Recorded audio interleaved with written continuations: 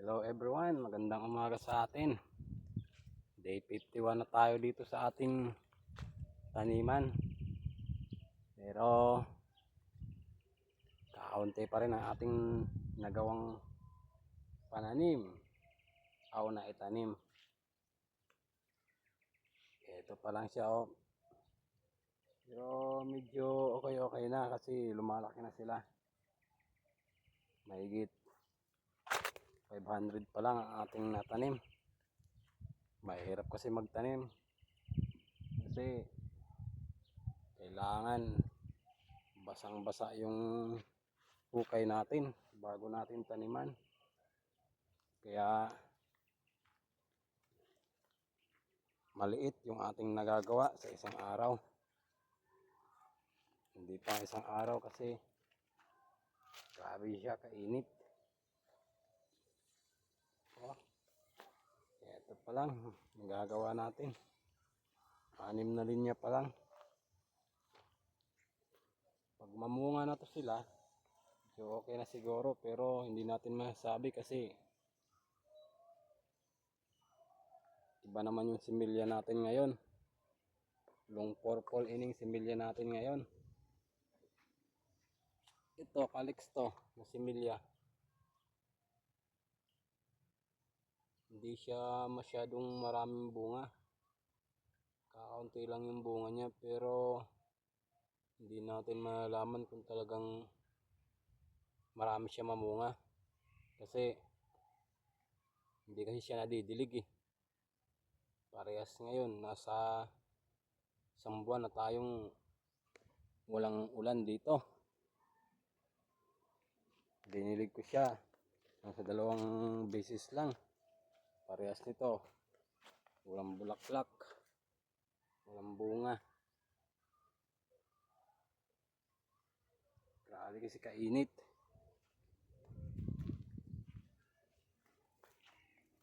Ating natanim. Yan o.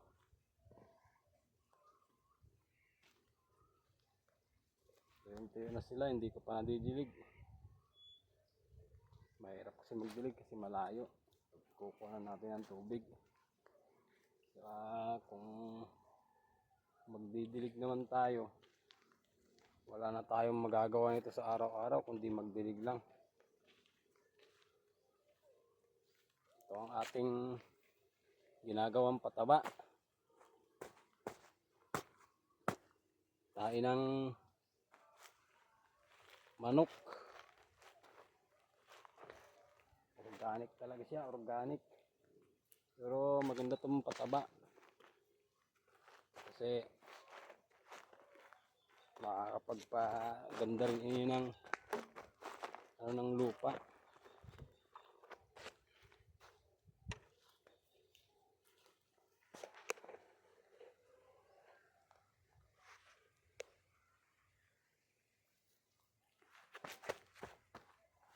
Durogin natin para maganda pag nilagay natin sa talong.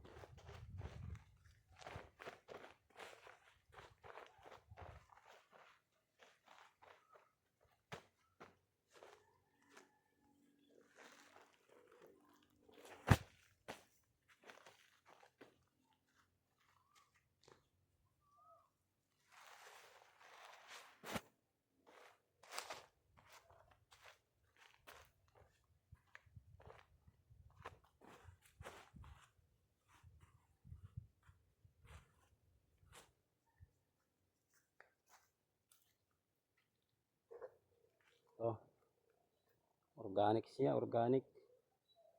Tayo ng baboy. Ito naman, tayo ng manok. Kasi panigurado ko pag makatubo na sila ng maayos, maganda na talaga to. Kasi organic food siya.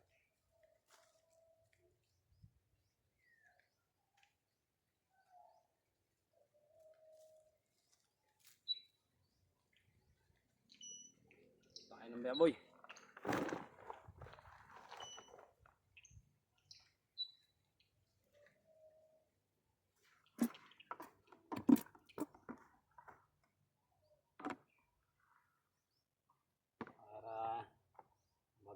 talaga yung tubo niya.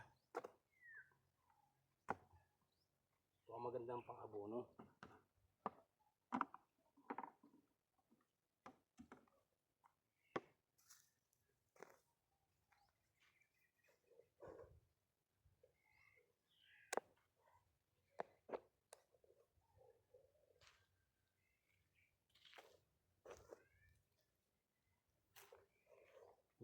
Ito, tayo na ang baboy nilagay ko rito. Ganda na niya, oh, tabang-taba, mataba na. Yung ating punlang talong, day 31 na nito. Malalaki na sila. Ang problema natin ngayon, hindi natin ito mahabol sa pagtanim. Kasi, yun nga, mainit. Pag maghukay ka, maghukay, tapos sa isang hukay, nasa 5 tabo, basta ang isang balde. 4 o 3 butas lang ang natataniman. Kaya malaki yung nagagastos sa atin, yung nagamit sa atin na oras. Ito, kaliksto ito na similya.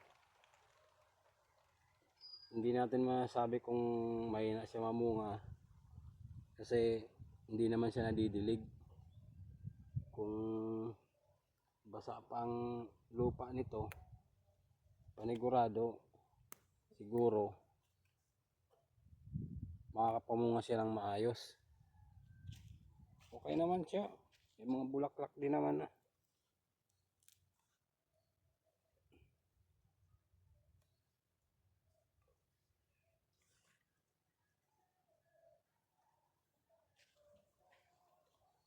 Walang dilig masyado to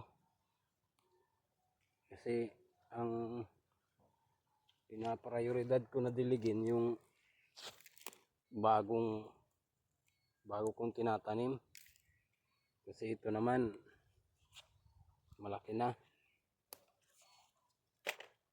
Pag umulan naman ito, makaka-recover din naman to.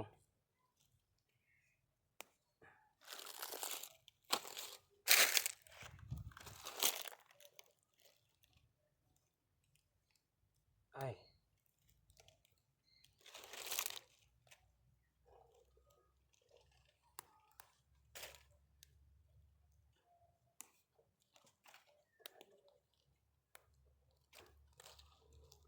my God, pahingi naman ang ulan. See,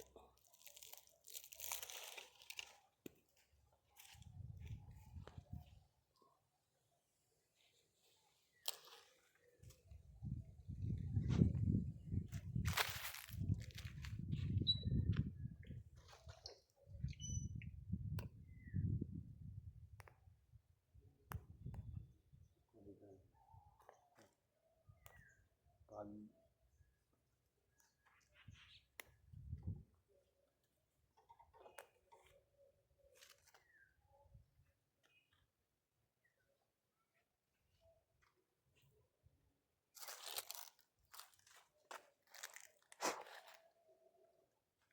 ay, my God.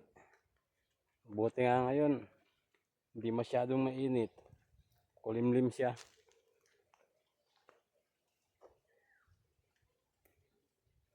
Pero sana, umulan na. Para makakain naman tong ating tanim. Kailangan na kailangan nila ng maiinom. Gwapo na. Gwapo na siya. Ito yung tinanim ko. Maganda na rin siya. Kaso, sobrang init. Naluluto. Ito, wala na naman to. Ito na.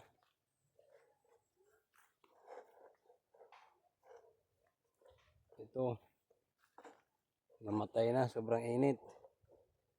Siya oh, di maintindihan. Palitan na lang natin to ng panibago na naman na similya. Ngayon, kung di pa rin siya makasurvive, wala talaga. Yung ating tinabasan, 1 month na, mahigit. Ngayon, puro na naman damo. Uulitin na naman natin to. Hindi pa nataniman.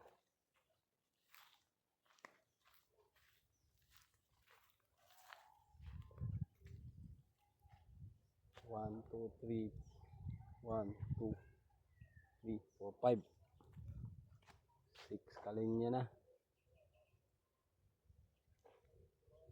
Okay guys, dito na lang muna tayo. Next time ulit.